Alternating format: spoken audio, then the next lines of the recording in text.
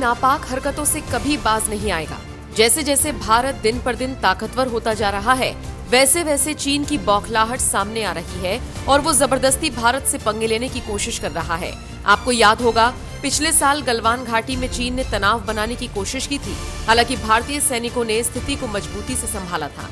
अब एक बार फिर तवांग में चीनी सैनिकों ने भारतीय सैनिकों से उलझने की कोशिश की, लेकिन अपनी कुटाई करवाकर चलते बने। भारत चीन सैनिकों के बीच तवांग में हुई तनातनी की चर्चा पूरी दुनिया में हो रही है। भारत में भी इसकी गूंज सड़क से लेकर संसद तक सुनाई दे रही है। इसी बीच अजमेर के सूफी संत हजरत ख्वाजा मोइनुद्दीन हसन चिश्ती दरगाह के आध्यात्मिक प्रमुख और वंशानुगत सज्जादान शीन दीवान सईद जैनुल आबिदीन अली खान ने इस घटना को लेकर बहुत बड़ा बयान दे दिया।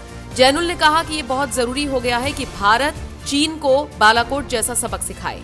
दरगाह के आध्यात्मिक प्रमुख ने कहा, भारत हमेशा अपने पड़ोसी देशों के साथ शांति और मधुर संबंध पर जोर देता रहा है, लेकिन पड़ोसी देश भारत के इस व्यवहार को कमजोरी न समझें।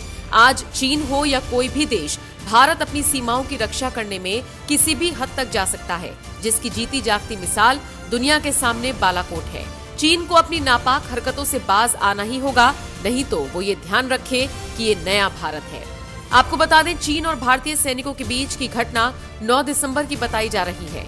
LAC पर दोनों तरफ के सैनिकों की झड़प हुई। इस झड़प में दोनों पक्षों के जवान मामूली रूप से घायल हुए हैं। इस पूरे मामले की जानकारी मंगलवार को रक्षा मंत्री राजनाथ सिंह ने संसद में दी थी। सुनिए उनका बयान। इस गरिमामयी सदन को अरुणाचल प्रदेश के तवांग सेक्टर में हमारी सीमा पर 9 दिसंबर 2022 को हुई एक घटना के बारे में अवगत कराना चाहूंगा।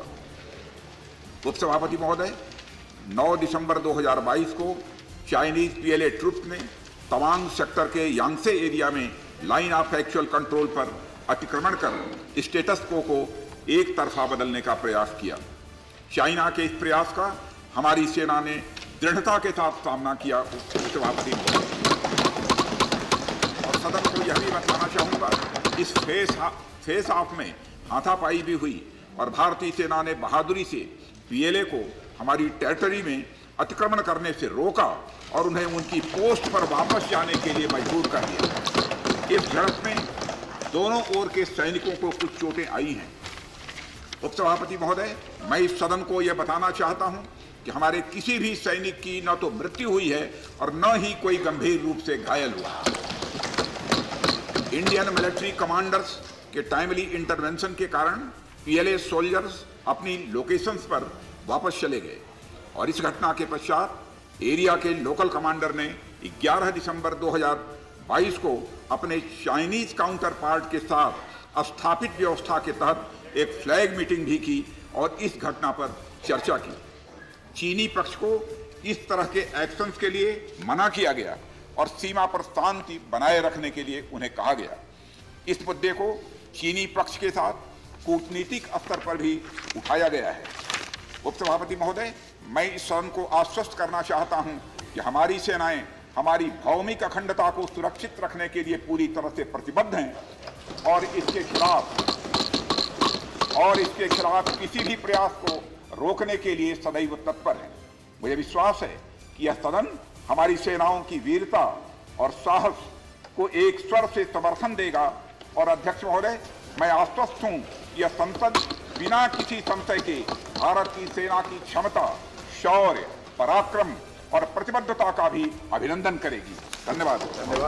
राजनाथ सिंह के अलावा अमित शाह ने भी दो टूक कह दिया था कि किसी की इतनी हिम्मत नहीं जो मोदी सरकार के रहते 1 इंच जमीन पर भी कब्जा कर ले। गुस्से से तमतमाए अमित शाह की चीन को खुली चेतावनी भी सुन लीजिए। भारत में चीन के दूतावास ने पूरे अरुणाचल और पूरे नेफा पर दावा कर दिया। वो उनकी शोध का विषय था क्या? अगर शोध हुई तो उसका नतीजा क्या हुआ? 25 मई 2007 को चीन ने कांग्रेस के ही मुख्यमंत्री दोरजी खंडू को वीजा देने से इनकार कर दिया, क्योंकि ये तो हमारा ही हिस्सा है अरुणाचल। ये भी शोध किया गया क्या? 13 अक्टूबर 2009 को मनमोहन सिंह की अरुणाचल यात्रा पर चीन ने आपत्ति जताई, वो आपने जांच किया है क्या? और 2010 में चीन ने जम्मू कश्मीर के लोगों को स्टेपल्ड वीजा जारी करने की प्रथा शुरू की, ये भी क्या आपका शोध का विषय था। 2011 में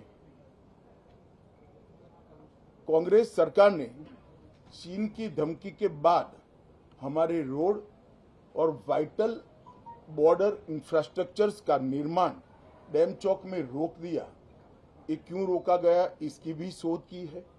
मैं कांग्रेस पार्टी को पूछना चाहता हूं, ये दोगला रवैया जनता के सामने नहीं चलता है। जनता सब देख रही है। आपके परिवार द्वारा चलाया गया फाउंडेशन, उसका FCRA रजिस्ट्रेशन चीन की दूतावास से मिले हुए अनुदान से समाप्त हुआ है। आपके ही समय में हजारों किलोमीटर भूमि अवैध रूप से हमसे हड़प ली गई है। आपके ही समय में हमें मिली हुई सुरक्षा परिषद की सदस्यता आपने निजी संबंधों को बनाने के लिए चीन की भेंट कर दी है। ये सारी जनता ये सभी विषयों को जानती है। मैं इतना स्पष्ट कहना चाहता हूं कि भारतीय जनता पार्टी की सरकार है, नरेंद्र मोदी इसके प्रधानमंत्री है, और जब तक भारतीय जनता पार्टी की मोदी सरकार चल रही है, 1 इंच जमीन पर भी कोई कब्जा नहीं कर सकता। अपने सेना के जवानों ने जो 8 की देर रात को और 9 की सुबह को जो वीरता दिखाई है, मैं इसकी बुरी बुरी प्रशंसा करता हूं। इन्होंने घुसे हुए सभी लोगों को कुछ ही घंटों में वापस खदेड़ दिया और हमारी भूमि का रक्षण किया है। बहरहाल अब आपका इस पूरी खबर पर क्या कुछ कहना है, कमेंट बॉक्स में अपनी राय हमें जरूर दें।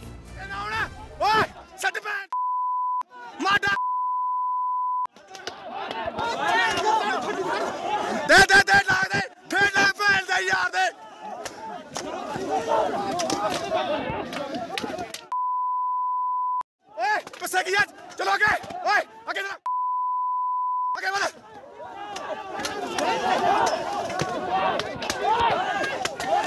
ओ जान दे शावा, छट्टा छट्टा छट्टा।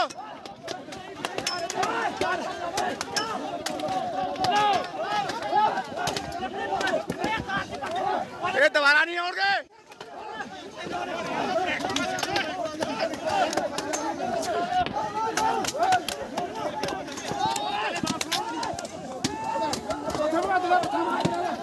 मगर जाओ, मगर थोड़ा जाओ।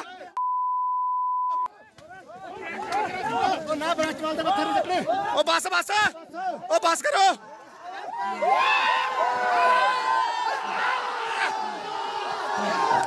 गुड शाबाश, परे हो जा, ओ बस बस परे हो जाओ, परे हो जा।